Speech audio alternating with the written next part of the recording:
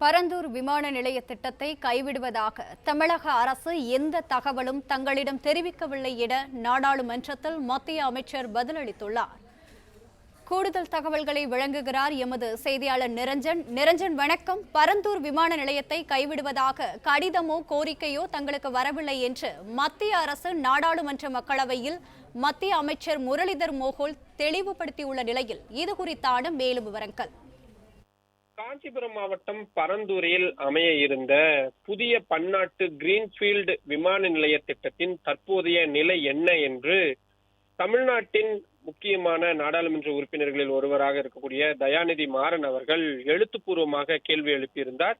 அதற்கு தான் தற்பொழுது மத்திய சிவில் விமான போக்குவரத்து துறை இணையமைச்சர் முரளிதர் மோகோல் தெளிவான பதில் என்பதை அளித்திருக்கின்றார். அதில் கிரீன்ஃபீல்டு விமான நிலைய கொள்கை 2008 கீழ் பரந்தூரில் புதிய பன்னாட்டு நிலையம் அமைப்பதற்காக 2025 ஏப்ரல் 7 அன்று டிட்கோ நிறுவனத்திற்கு மத்திய அரசு கொள்கை அளவிலான ஒப்புதல் என்பதை வழங்கியுள்ளது.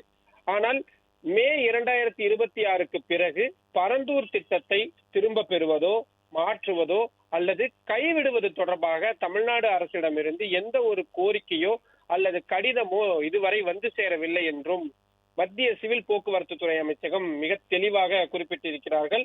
அது மட்டும் இல்லாமல் இந்த விமான நிலைய கொள்கையின்படி நிலம் கையகப்படுத்துதல், சுற்றுச்சூழல் மற்றும் பிற தேவையான சட்டப்பூர்வ அனுமதிகளை பெறுதல், நிதி ஆதாரங்களை திரட்டுதல் மற்றும் கட்டுமானத்தை முடிப்பது போன்ற அனைத்து பொறுப்புகளும் திட்டத்தை முன்மொழிந்த தமிழக அரசு மற்றும் விமான நிலைய மேம்பாட்டாளரையே சாரும் என்றும் இந்த விவகாரத்தில் எந்த விதமான காலக்கெடுவும் விதிக்கப்படவில்லை என்றாலும் அனுமதி கிடைக்க வேண்டும் என்றால் ஏற்கனவே இந்த குறிப்பிட்ட காலத்திற்குள் நிலம் கையகப்படுத்துதல் மற்றும் நிதி ஆதாரத்தை காட்டுதல் போன்றவற்றை அரசு செய்திருக்க வேண்டும்.